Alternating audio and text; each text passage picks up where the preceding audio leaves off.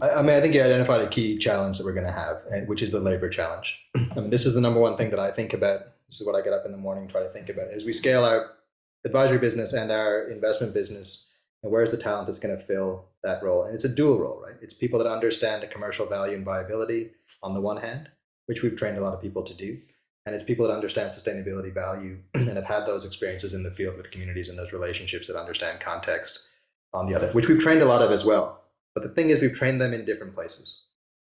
So what we need now are people that are trained in both. And I think, as I talk about nature being fundamental and underlying everything, and sustainability being fundamental and underlying everything, I think the same philosophy should be taken in education, where sustainability shouldn't be a discipline. It should be an underpinning. So if you're trained as a lawyer, or if you're trained in finance, or if you're trained as an engineer, if you're whatever you're trained in, it should be on the basis of with sustainability at the core.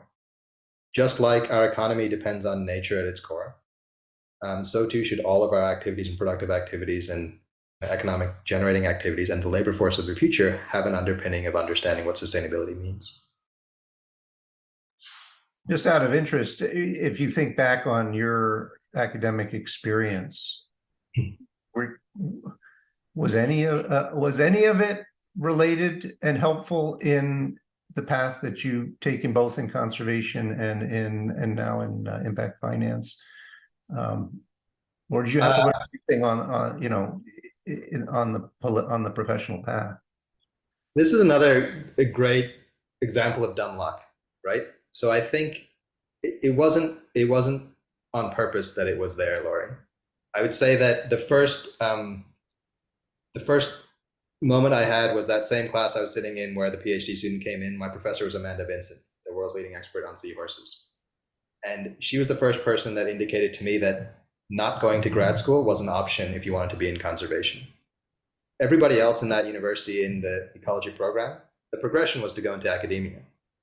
Government or conservation organizations was off the table, but Amanda had a conservation organization, a nonprofit that she'd set up, and opened a window for me like, oh my goodness, I can do that. I can get a master's and PhD, but go in that direction rather than become a professor. Then throughout my career, I learned different things from different people, just almost out of accident, right? At CI, I was introduced to Jen Morris. One of the funds I worked for was Verde Ventures, which was her brainchild. Conservation organizations typically use grant money to deploy with sinking funds. But Jennifer had this idea to build a debt finance facility to support communities adjacent to important conservation areas with economically productive activities that return money back to the donor. But it actually was more sustainable. I mean, it was very sustainable. You had high return rates, economically productive activities adjacent to these important conservation areas that were conservation aligned.